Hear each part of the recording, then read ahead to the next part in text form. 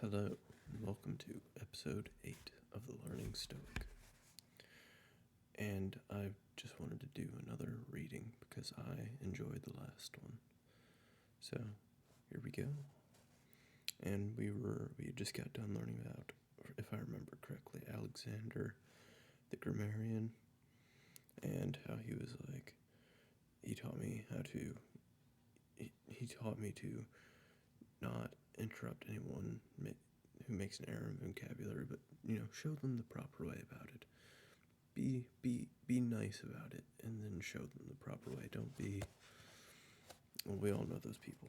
All right. So, from Fronto, to understand the effect of suspicion, caprice, and hypocrisy in exercise of absolute rule, and that for most part these people we call patricians are somewhat short of human affection.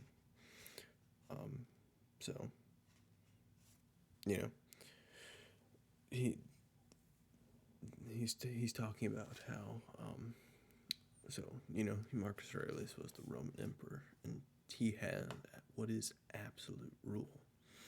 But if you look at the way Marcus Aurelius did things, for the most part, he was more than comfortable sharing his power with the co-emperor, and so maybe that's kind of where that comes from. I'm not sure though. From Alexander the Platonist, rarely and never without essential cause to say or write to anyone that I am too busy, nor to use similar excuse advancing pressure or circumstances and constant avoidance of properties inherent in our relations to our fellows and contemporaries. I.e., so I just take that as, just take the time to send that text mail. Today we don't really write, but if you wanted to put forth the effort to write, you most certainly could. Put forth the effort to write, or just, think about it and send that text message. Call your grandparents, From Catullus, not to spurn a friend's criticism, even if it may be an unreasonable complaint, but try to restore his usual feelings, to speak of one's teachers with wholehearted gratitude, as recorded in Domitius and Athenodorus, and a genuine love for children. From Severus, love of family, love of truth, love of justice, to come by his help to understand Thracia, Helvidius, Cato, Dio, Brutus, to have conceived the idea of a balanced constitution, a commonwealth based on equality and freedom of speech, and of a monarchy which values above all the liberty of the subject from him. 2. A constant and vigorous respect for philosophy, benefice, unstinting generosity, optimism, his confidence in the affection of his friends, his frankness with those who he met with the censor, and open likes and dislikes so that his friends did not need to guess his wishes. So just be clear and forthright about, and that's what I get from this in general is be clear and forthright towards everybody, and especially your friends. That way, your friends know what's going on, and hopefully they will return the same in kind to you.